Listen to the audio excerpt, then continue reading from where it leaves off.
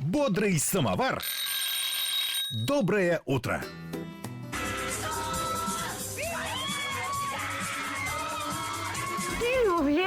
Дорогие гости, сильвупле, живупли, avec плезир. Господи, просто от страха все слова поускакали. Это гость в студии. Чай, печенька неси. 8 часов 37 минут на студийных часах Радио России Башкортостан. В нашей студии гости.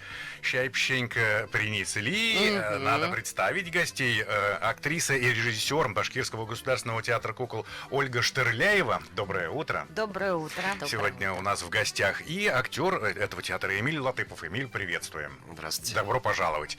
Но вы у нас впервые, во всяком случае. Да, Эмиль впервые пришел к нам. Как вам здесь у нас на радио? Отлично. Хорошие декорации. Супер.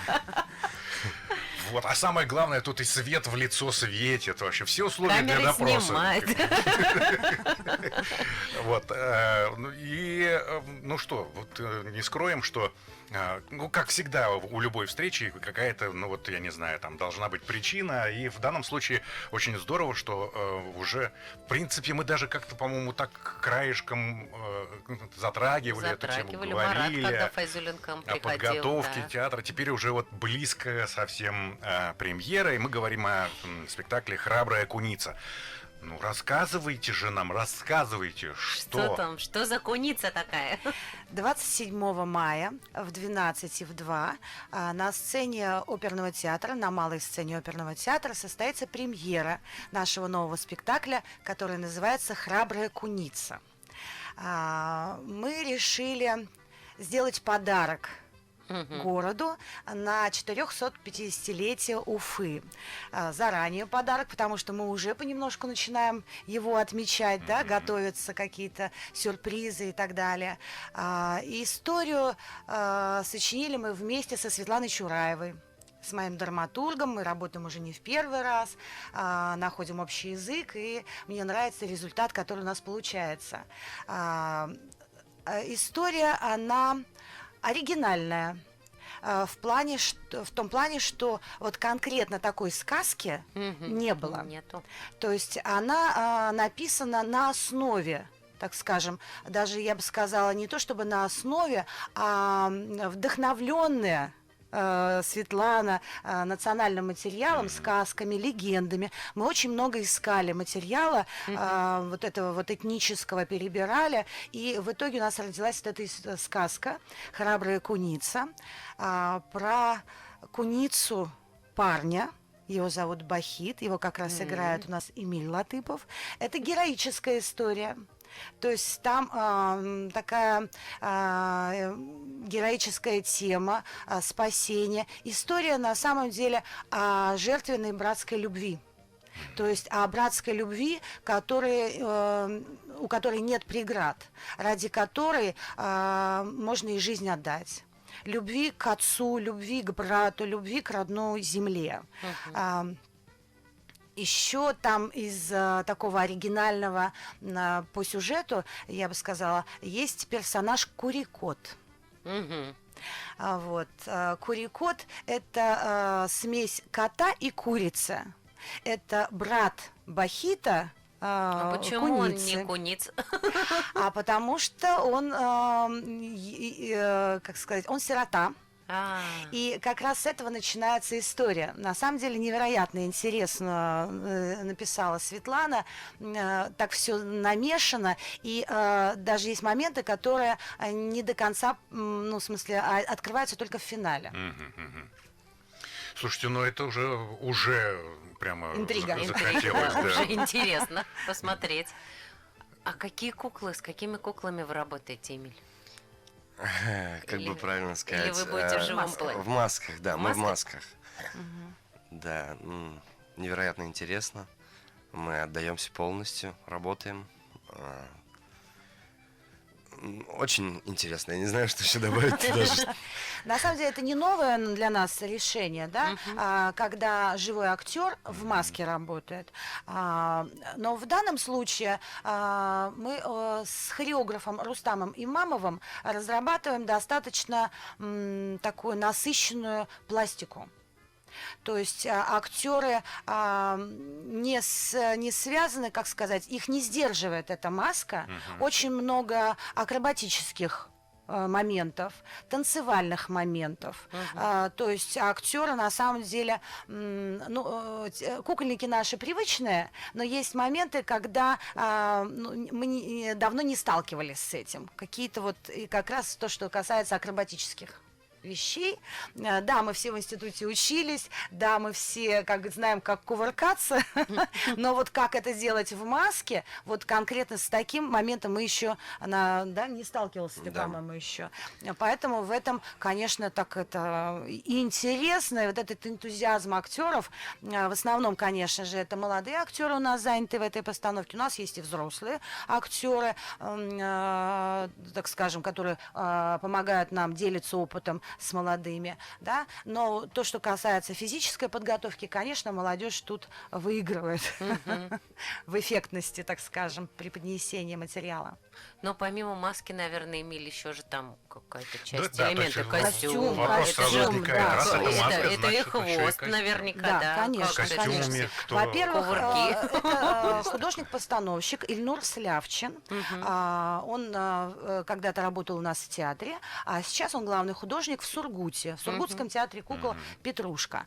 Вот. Мы с ним сотрудничаем уже, тоже, опять-таки, это у нас такой тандем сложился, не первый спектакль, работаем вместе. И костюмы разработаны тоже по каким-то материалам достаточно приближены к источнику национального костюма. Изготавливаются вручную настоящие украшения национальные, то есть головные уборы, там какие-то детали одежды из бисера, из бусин, то есть все по-настоящему, все по-взрослому, то есть это не из шоколадной фольги, так скажем. Вот. Все костюмы вот такие аутентичные, но с элементами, получается, звериного персонажа. И еще здесь тоже такая, как сказать, вот решение художника, когда сама маска, она, как сказать, очень похожа на натурального животного, так скажем. Ведь тоже в театре кукол, когда мы делаем персонажа или куклу, или маску зверя, например, да, тоже масса вариантов. Можно сделать мультяшно, да? То есть как-то это мультяшно. Можно сделать как-то гротесково, например, да, что будет напоминать условно, что это там ушки есть и все, а там, условно говоря, квадратное лицо, да. Ну и так далее. Наверное, конечно, можно с гримом, то есть, да, как в тюзах там и так далее. Вот. А в нашем случае сами мордочки, вот они очень похожи на натуральные. Хуманизация. То есть это опять-таки такое современное направление, которое сейчас и дети, и подростки в теме находятся, так скажем. Поэтому мы всегда с художниками, с композиторами ищем какие-то современные темы, современное звучание, что дает отклик нашему потенциальному зрителю. Эмиль, а вот у вас маска, то есть она одна, я не знаю, в принципе же всегда Меняется как за минимум... спектакль, да. Нет, одна. А Он дышится как в ней? главный герой у нас. Дышится-то как в ней, дышится. Отлично, Вот отлично. это Вот самое важное. как вы в ней живете эту роль на сцене? Это на самом деле не очень просто, но как бы у нас есть режиссер, который нам всегда помогает, направляет, и мы как-то, справляемся. Да, и тяжеловат, наверное, тот момент, что мы постоянно потеем, постоянно в движении. Ну да. И, как-то оно все равно получается, и достаточно просто.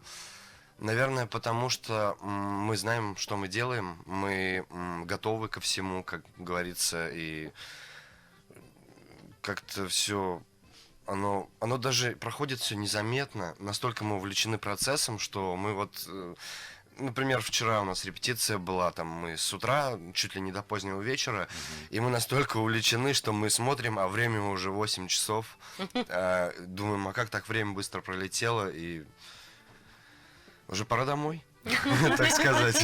Немножечко поспать и обратно алга на работу. Да. А вы любите своего персонажа? За что его могут полюбить дети, как вы думаете? очень Или он сложно. прям вот так прописан, что он такой прям няшечка, что ничего и не нужно? Нет, на самом Нет. деле он изначально он разгильдяй, но на протяжении всего спектакля он очень сильно меняется. Он возмужает, он вырастет как-то морально, приобретет какие-то новые качества. Ну, и сюжет уж рассказывать я не буду. Вот. Ну, достаточно интересный персонаж. То есть Очень. от разгильдяя он становится героем. Да, да. Что, в принципе, опять же, исторических столько... Даже здесь у нас на нашей... Ну, тот же, допустим, Матросов? Александр Матросов вспоминается. Да, очень хотелось бы, вот у меня тоже есть идея про Александра Матросова, но это в следующий раз. Это нередко, потому что, вот я не знаю, как-то, наверное, это вот во время подготовки к работе над спектаклем тоже какие-то ведь вот все равно ассоциации. Нельзя же вот, просто совсем вот придумать ни на Отрешённый что. персонаж какой-то, все равно какая-то есть, наверное, да? Конечно, Ассоциация. конечно, есть ассоциативные какие-то цепочки, а поэтому я и говорю, я уже ранее сказала, что это достаточно долгая, кропотливая работа над этническим материалом была. Это не кстати, вот просто этнический взятое материал. как бы из ниоткуда, но понятно, что оно уже в голове автора соединилось магическим образом, так скажем, в какую-то конкретную историю. Но голова же это такой предмет темный. Там. Тёмный. Да, и Исследование. Светлана Чураева невероятно умнейшая женщина, невероятно интеллектуальная, то есть она умеет перерабатывать материал, и в итоге там что-то у нее, говорю, какая-то срабатывает в голове мистика, что это происходит, как будто совершенно новая история, но ты понимаешь, что рефрен есть. Ну, то есть вот это отсылки, то есть он чувствуется, он есть.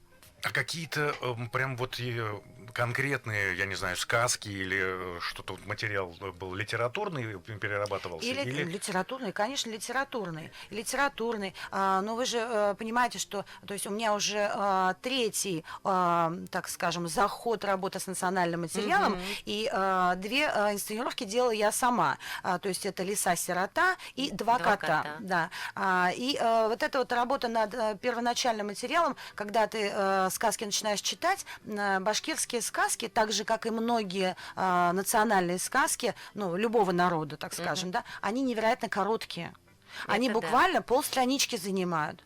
А вот как из этой вот, это как идея на самом деле. Вот сказка, она как идея. Вот когда, в любом творческом процессе возникает какая-то идея, а ее же нужно разработать, ее нужно доформировать. И вот как раз-таки здесь включается драматург, который это вот все соединяет, разрабатывает. Поэтому я понимаю ваш вопрос. Название, так скажем, да, вам хотелось бы услышать, от которых мы отходили. Не Может скажу. быть. Нет, но то есть они, в принципе, что-то такое есть. Есть. Вот именно конкретные Нет, вот какие-то прям конкретно этой истории нет. истории. Еще раз это говорю, нет. Да, это- Она может быть там что-то там, какие-то сказки про Батыра, да, там какие-то сказки про зверей. И все это вот скомпоновано вот в отдельную и уже в итоге абсолютно неповторяемую историю. А Светлана, кстати, не заглядывала на репетиции? Пока нет, не зову. А когда позовете? Не зову. Она на Или самом только деле... на премьеру? Да, на премьеру. Вот это у нас композитор уже приходит периодически, то есть вот так традиционно, да, вот, мой опыт, как говорится, об этом, так я делаю, так скажем. Композитор у нас Марат Файзулин, Татурос. Вот, тоже мы уже не первый раз вместе работаем. Замечательный у Ну, меня как раз есть после эфира опыт. нашего, по-моему, Да. собирался. Я, говорит, На сейчас реп- пойду, на репетицию. отнесу всю музыку, говорит. Вот, Ага, да. наверное, да. Что-то мне Он вспоминается. работает невероятно быстро, талантливо, и несмотря на свой высочайший уровень, так скажем, мастерства, он всегда слушает. Вот это потрясающе. То есть он прислушивается, то есть не... просто творческие люди же тоже разные, да, если говорят, вот у меня есть, все, бери. И вот ничего менять не буду, да? А он все-таки прислушивается и что-то там даже меняет, еще что-то такое. Очень здорово, очень здорово. Вот он как раз был уже, да, у нас на каком-то мы собираем сцену и уже высылаем ему, то есть чтобы это все было логично, все соединенное по музыке.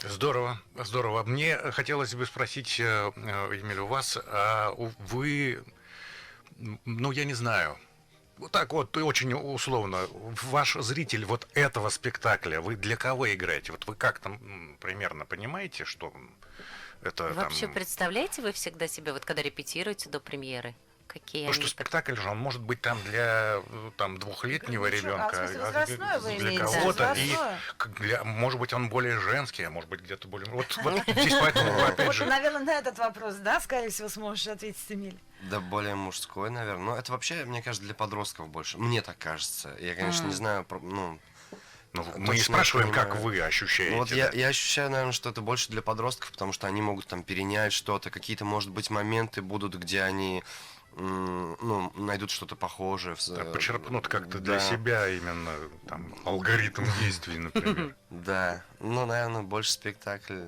для мальчиков, мне кажется, все-таки. Ну, ну, мало того, что герой главный мужского пола, так сказать, ну, но, в принципе, и девочки тоже могут смотреть. Очень даже, ну, очень даже может понравиться девочкам, потому что там есть и... Романтическая Да. история там есть. Да. В Некая. итоге куница, победив зло, так скажем, Обретает. находит свою любовь. Да. И они как раз-таки вот остаются здесь, где холмы и реки. Мгм. Намек поняли? Да. То есть остаются вот как раз здесь, где в итоге через сколько-то времени и будет возложен, так скажем, город Уфа. Ну вот, почти все рассказали.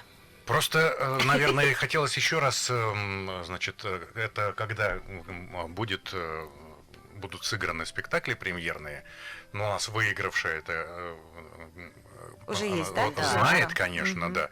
Но для всех слушателей еще можно повторить. Да. Тем более, что если у нас слушает, ну, вся республика, может быть, приезжайте, Да, друзья. конечно, это было бы здорово. Вообще практика приезжать в другой город на премьеры, это замечательно. И сейчас с появлением пушкинской карты это вообще Ой, да, здорово, здорово. как бы правильно. Так вот, 27 мая.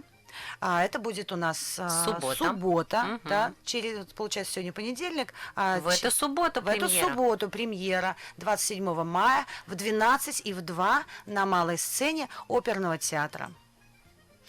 Добро пожаловать! Приходите, пожаловать. будет С интересно. хорошим настроением и с открытыми глазами Мгм, и ушами. мгм. Детей приводите, самое главное, не только взрослые приходите. Ну что же, мы благодарим наших гостей. 8 часов 55 минут. А что, мы можем даже о погоде напомнить. Мы это любим делать. Давайте узнаем еще разок, чего нам сегодня ждать-то. Так, кофейная гуща, палец в небе. О, и к бабке не ходи! Прогноз погоды. Сегодня, 22 мая, по республике и в Уфе ожидается переменная облачность, без осадков. Ветер будет неустойчивый такой, да и слабый. В общем, что это за Штиль ветер? вообще вон написано. Сейчас вон штиль оказывается. вы? В общем, я не знаю, зачем вообще о нем рассказывали.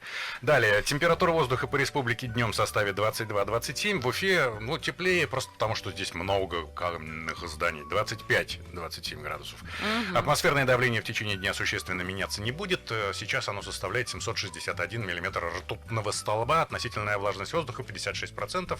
20 уже градусов. И 20? ощущается как 20. Сейчас Да. будет 21, ощущается как 23. А потом, смотрите, всю неделю-то 28, 29, 30, 29, 30, 30, 29. Вообще. В субботу плюс 30. Приходите в театр, там будет очень хорошо и прохладно. Вынимайте шорты, а когда вынимете, нам тогда уже и звоните, и будем с вами разговаривать. Мы благодарим наших гостей. Эмиль, спасибо большое. Ольга, большое спасибо. Спасибо. Айгуль, тебе тоже большое И спасибо. тебе Марат, спасибо. тебе вообще тоже спасибо. Какой понедельник С хороший. хорошим началом недели всех нас. И до встречи. Ну, теперь мы-то с вами завтра с Айгуль встретимся. А А с нами в субботу. Уж да, в субботу. В Пока. субботу. Пока.